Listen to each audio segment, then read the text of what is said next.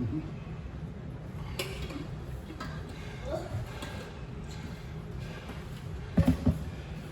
Again, just on front head stuff.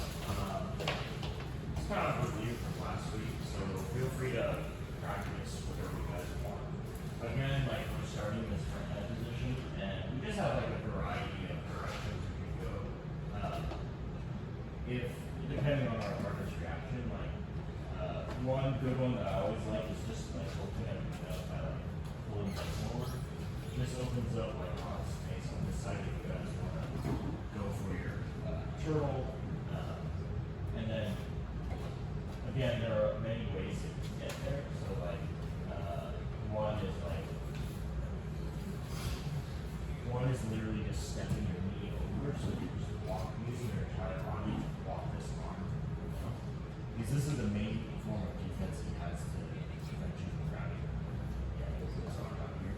So you'll need to like stuff that if you really want to go, or you can just like prevent it in the first spot using your entire body to walk. You can also choose to swim your arm this way and walk the arm like that. You can reach across and walk the tricep as well. And then here you also have this like nice head arm where you can slip your entire body behind here for this seated kind of movement, seated head arm choke. I prefer an expert. And then like the foot configuration is the same thing with guillotines, like preventing Frank from stepping to his right. And then basically with my grip, I'm basically holding this way to finish. We have our classic guillotine, so you guys can go for your pretzel grip, you guys can go for your ball and socket. The one that I was showing last week was just shifting my weight so I can almost basically get like a high wrist, and you can see the hand come out all the way.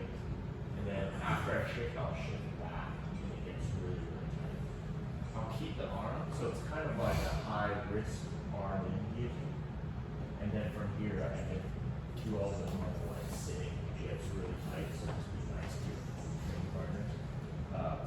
But same thing, right? Windshield wiper, kind of sitting back. If my partner reacts by trying to pull guard, so like for instance, try to slide his left hip in, my chin strap grip, I like to swing over on this side. If somehow he gets his head popped out right here, that's great. I have like this underhook here, which I can start using to pin him and maybe start passing. So it gives me like a good grip to start with, and then maybe I'll even start trying to get this under doubles as well.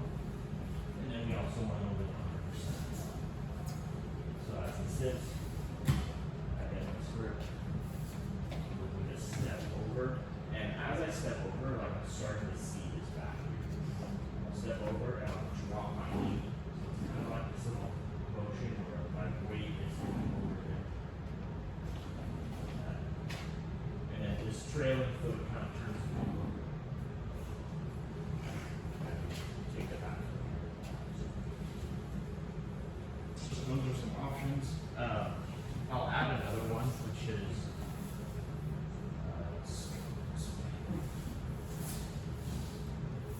I use this one a lot just because it's a natural defense. So, so we can go guillotine. So, as whichever guillotine you guys end up doing, as I sit down and try to finish, you'll basically roll off of his back.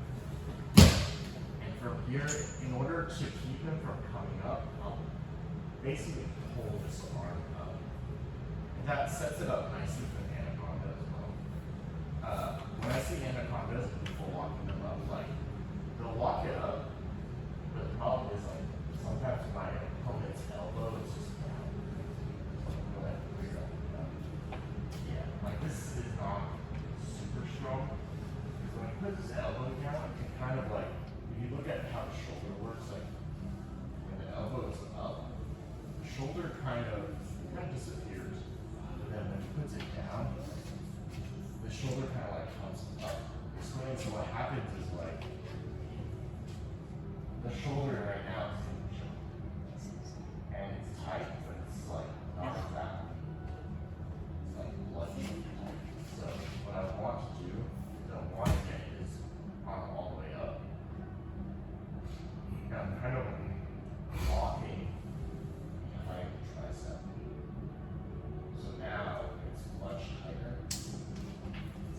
And you can use your leg if you can't get to his arm. Like if he's really strong with it, maybe I can use his leg to swing up and try to collect his arm and bring it up in order to get a really nice lock.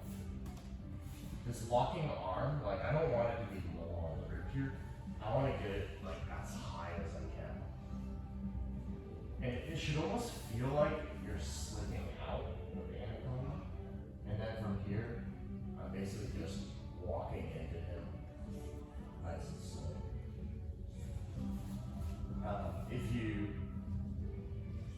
If you're in a competition, you can also choose to like try to trap one of the legs if it's close enough. So go through that again. Done. So here, we're setting up our guillotine. He starts to rotate down, and I get a really, I like immediately pinch his arm to my chest, and I keep my chin strapped.